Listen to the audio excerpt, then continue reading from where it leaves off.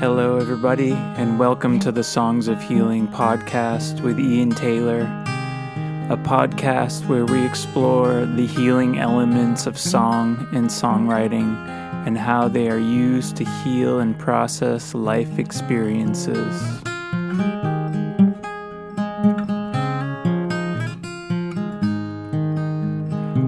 I am your host, Ian Taylor, singer-songwriter, coach, and humble student of life, offering my perspectives, wisdom, heartfelt honesty, and story.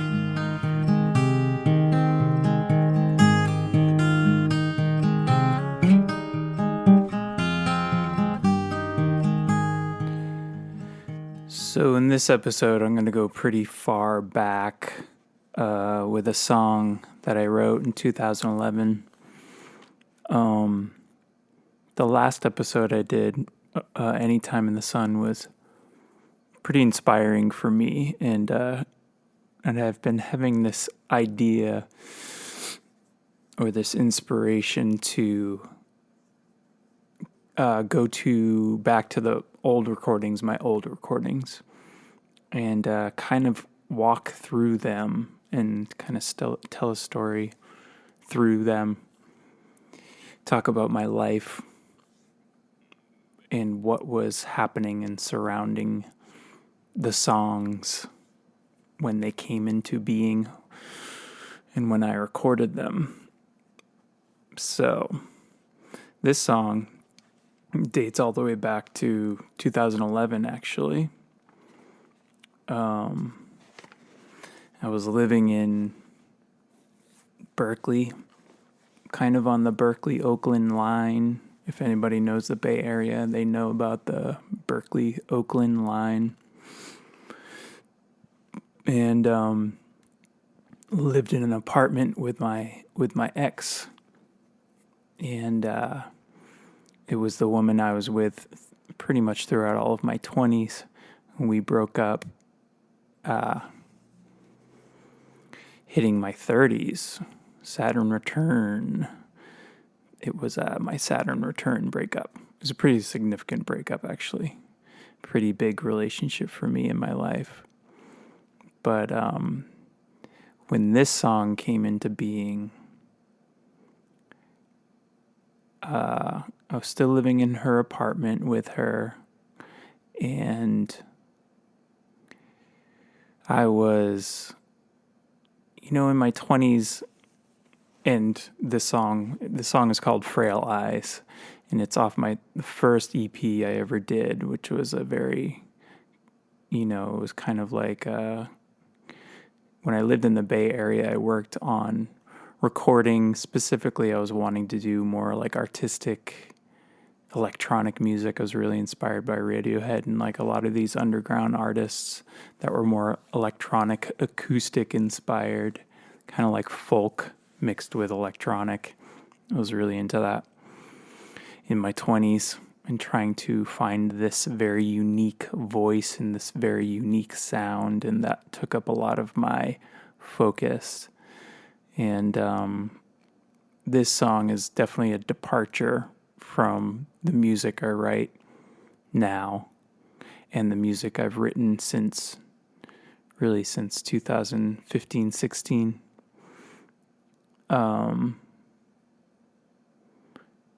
It's kind of interesting to think about, because I think what had happened for me is that at this time in my life, 2011, probably from 2009, 10 up until 2012, I was really just trying to be this really cool artist, kind of rock star in a cool electronic art rock folk band or something.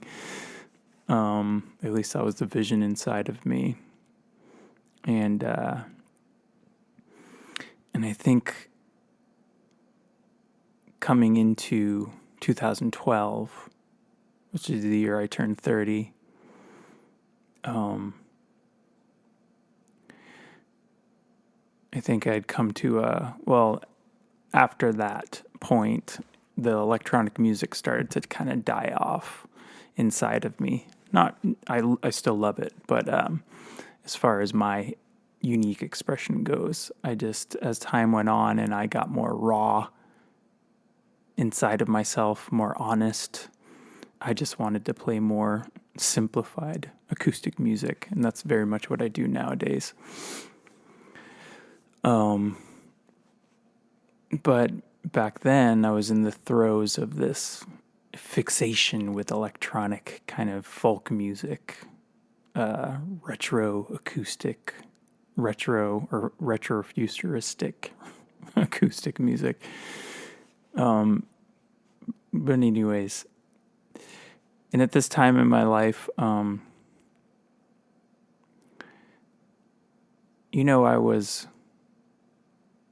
I just remember back to this time, and I was just still so naive and just still so up in my big, grandiose rock star fantasy. And also just in a lot of deep, deep confusion of why that wasn't coming to be, that wasn't coming to manifestation, and really confused about the dynamic of you holding this young, kind of naive dream and not really understanding the element of needing to put an exorbitant amount of hard work into making a dream like that a reality. And it was, I see now looking back, the mentality I had, or the psychology I had at that time, it had a lot to do around escapism and a lot to do around using my creativity and my dreams for success in the realm of music and being an artist. It was an escape. That fantasy was an escape. And that was, heading into, at this time, I was in my late 20s and heading into my 30s. That was the kind of big wake-up call, the big kind of refining lesson through all the experiences that were to come. But, so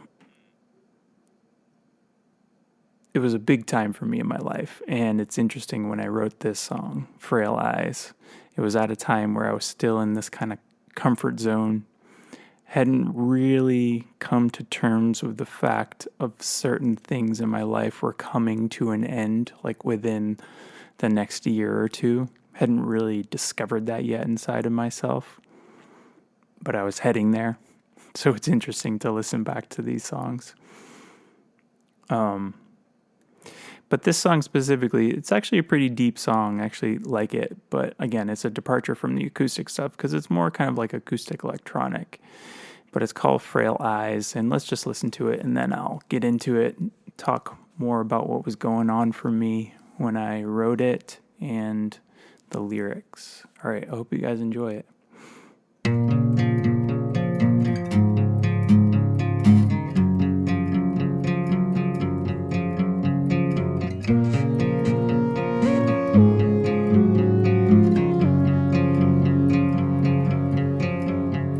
Struck by the thing that means everything. You watch as it falls to a dream unresolved. So frail is the look in your eyes, so jailed as emotions excite. It's clear in your frail eyes. You feel that sting when things aren't working the way that you thought, and it's breaking your heart. So frail is the look in your eyes, so jailed as emotions excite. It's clear in your frail eyes.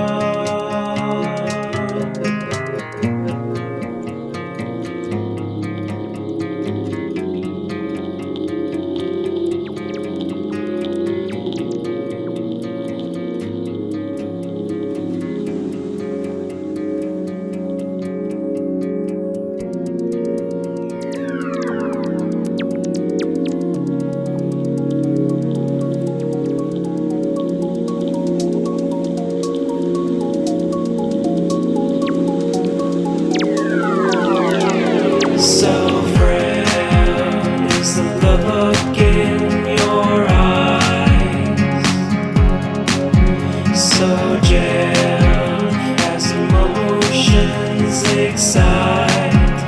It's clear in your frail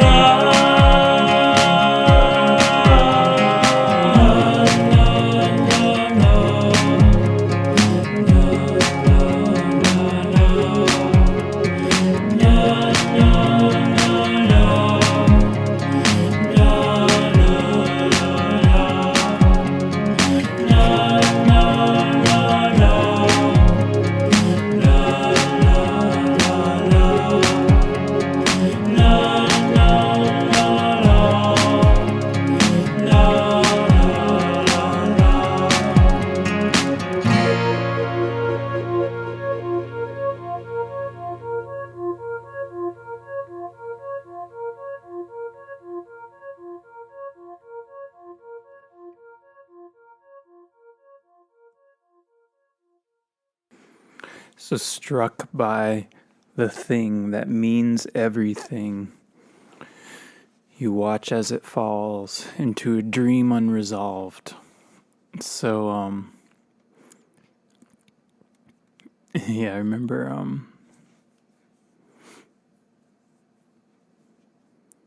I don't know what happened in this instance specifically, but I remember my girlfriend at the time, she was excited about something. It might have been a job opportunity or something like that. And at that time in our relationship, we were both expressing discontent, but we were not ready to acknowledge or come to terms with the fact that something in the relationship wasn't working. For me, it was that I needed to go deeper into myself before committing further into a relationship with her. And for her, there was something similar going on where she wasn't able to find content in her own life, and it was kind of coming out in our relationship. Our relationship was being a reflection for that for both of us. We were both feeling very discontent personally, and we were projecting it on the relationship, feeling discontent as well. Discontent in the relationship. But I remember something she was very excited about, a job opportunity or something not working out, and just her disappointment around this, and just kind of seeing it in her eyes, being really let down by the reality of this thing not working out. Again, it was so long ago, I actually don't even remember what it was, but I remember that emotional imprint on the song that kind of made sense to me as I started to write the lyrics. usually how I am a writer is music comes to me first, and then the melody, and then I fill in the melody with the lyrics, and sometimes the perfect lyrics come forward from the subconscious, kind of interpreting the subconscious, kind of interpreting the reality or the situation going on around me. And that's what this was. And it's an interesting song because looking back at it now, I can kind of see how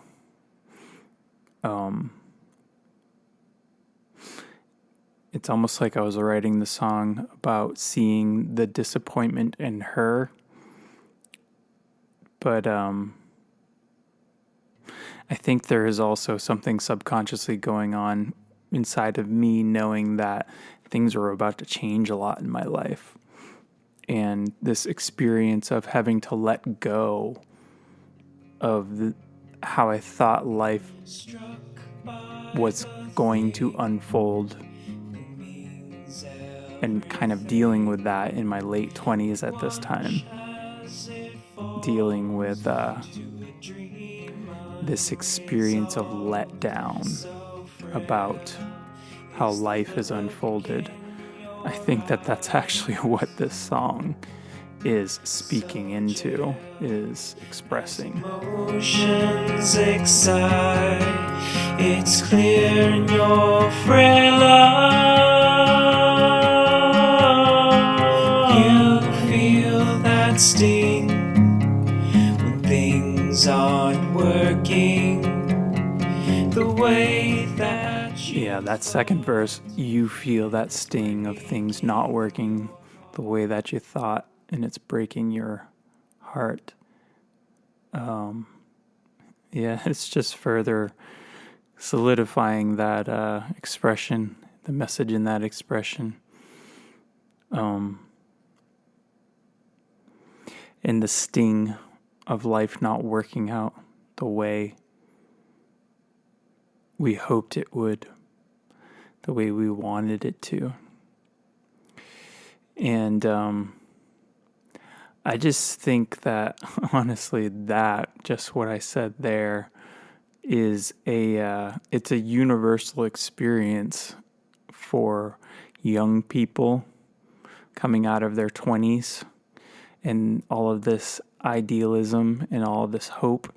Man, I remember that time, the amount of energy that I got off of this idealistic dream about life, and how inspiring it was, and how true it felt. And the thing is as I'm in my early 40s now, it's not that it's not true.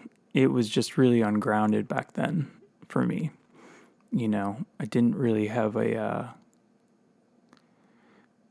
tangible path or roadmap given to me. And such is the life as an artist. I think I can kind of bemoan my lot as an artist, or I always have, of like, there's no roadmap, there's schools, there's music schools and everything.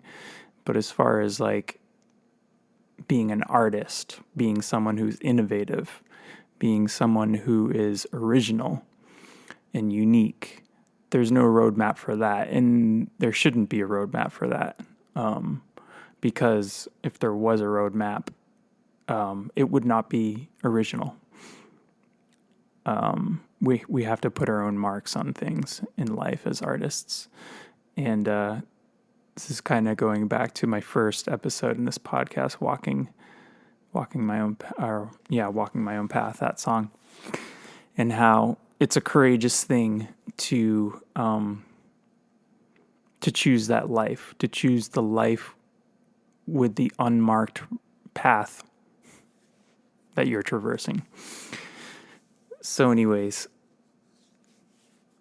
I think for me, the biggest lesson has been I'm coming to terms, coming to the reality of I'm still of this earth, therefore I still need to heed to the laws of this earth.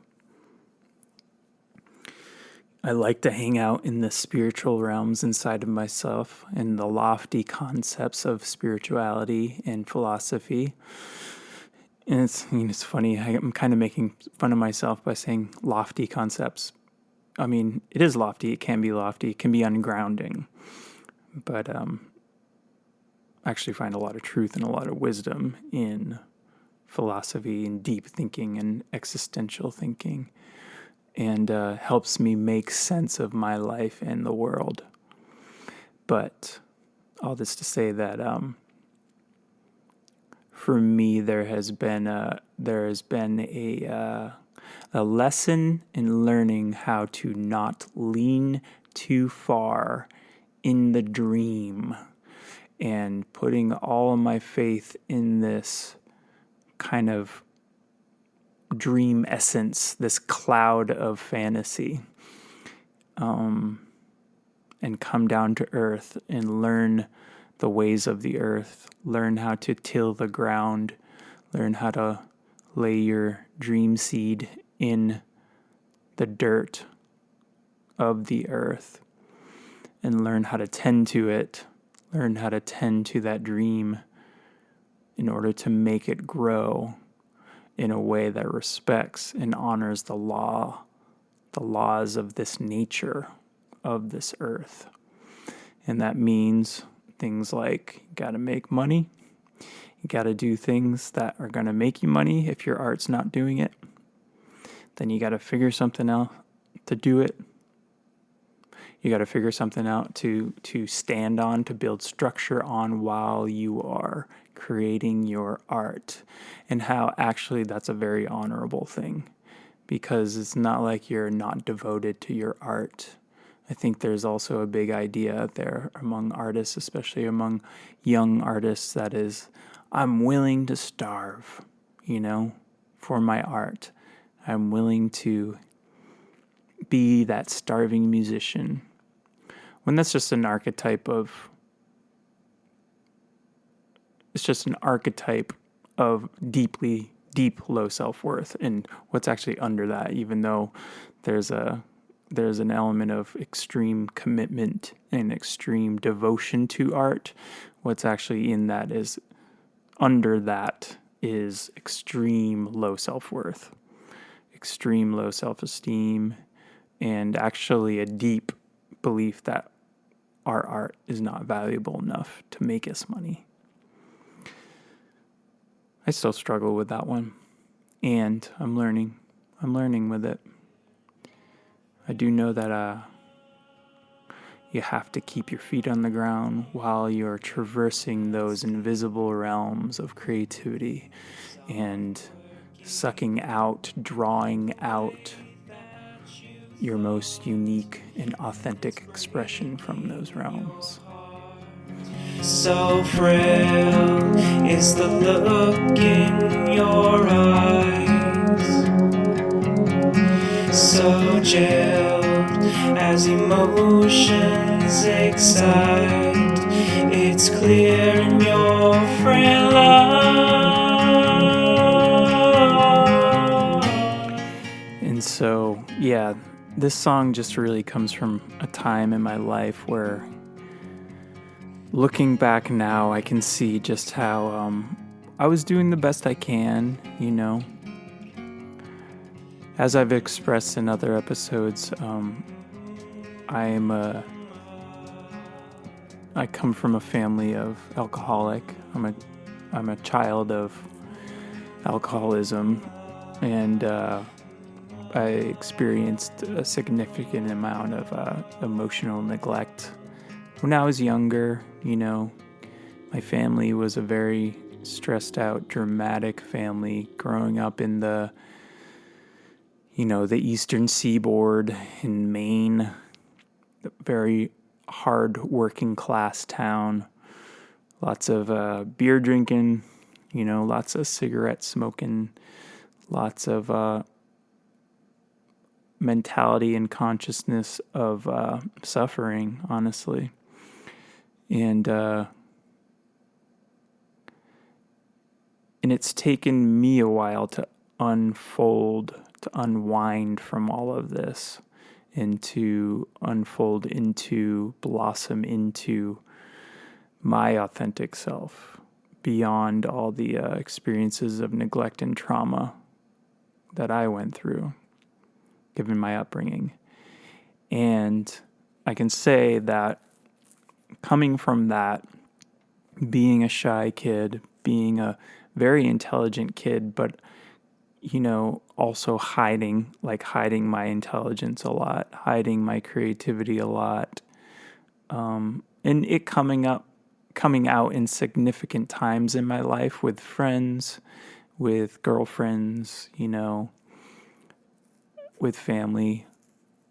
But really, I always had this experience of recoiling back into my cocoon of safety within myself. And the way I protected myself as I was out in the world expressing more and more who I authentically am, and building up my ego in order to deal with interfacing with the world as an actually very shy person, a person that struggles internally a lot, a person that has experienced a lot of deep loneliness and deep isolation and deep sense of not belonging to the world and the communities around me. I learned how to navigate all of these things in the way of dreaming, in the way of creativity. When I was really young, that was the thing that saved me, was my creativity. Escaping into this other world inside of myself. And it was big. It was deep magic. It was powerful magic, and it worked. Because I've also been someone who's felt, and I've always had an innate connection to the spiritual realms, to the invisible realms, to the creative realms. And so, going into my adult years and learning to express myself as a musician, as an artist, I also had a lot of ego involved, and I also had a lot of idealism and a lot of dreams and a lot of expectations around myself being special, myself being this special rock star, that's going to leave such a unique mark on the world. And a lot of that dream, I remember being so intoxicating when I was young, but it felt so true, and that's why it was so intoxicating, and really, as I got older, and I didn't come from a family that really valued hard work in the world towards something that was very meaningful for us. I came from a family that was had a mentality of being poor, had a mentality of you have to lay your life on the line in order to survive, in order to just pay rent. Really, you have to work your life away. And there was kind of a bitterness towards anybody who didn't need to do that, or maybe that was more successful, or maybe somehow found success as an artist, And so I came from a mentality of working class, and I need to work really hard, and I need to pour all of my life energy into it. But as I've gotten older, I've learned that it's more about balancing my life and still feeding this beautiful dream of expressing myself as an artist, expressing my honesty, expressing my truth, expressing my voice in my song. And I had to go through a lot in order to kind of come to reality around this world and this life and who I am and what needs to be done in order to be an artist. And I've also had to let go a lot. I don't know if I'm ever going to be, at this point, I've pretty much let go of that dream of being famous. That's like, it's a silly dream to me nowadays. Now, the dream of being an artist that is impactful in some way and that is producing the things that feel really close to my heart, the art that is very close to me, authentically me and my heart, that is the goal. That's what the goal is turned into now for me. You know, all of that, the grandiose idea of success and success and excesses to money, you know, riches, girls, all that stuff's kind of like nuts to me now, you know. For me, it's just about expressing myself as authentically as possible, honestly. And hopefully people turning towards me and recognizing that and also wanting to be around me because I'm doing that. So that's really it.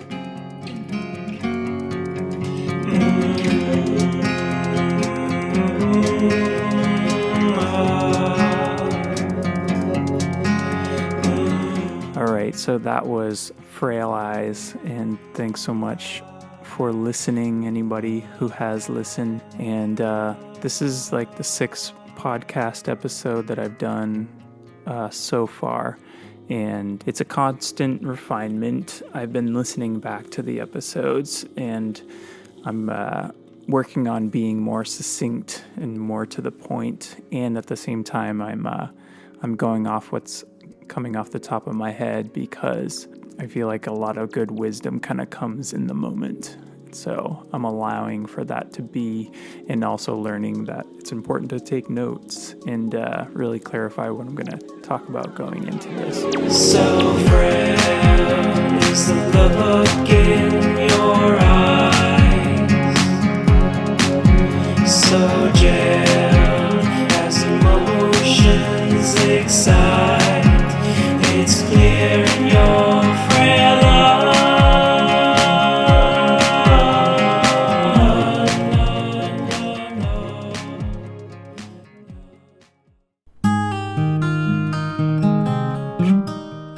I hope you all have enjoyed listening so far, if anybody is listening. I'm enjoying making these episodes, and I'll see you next time.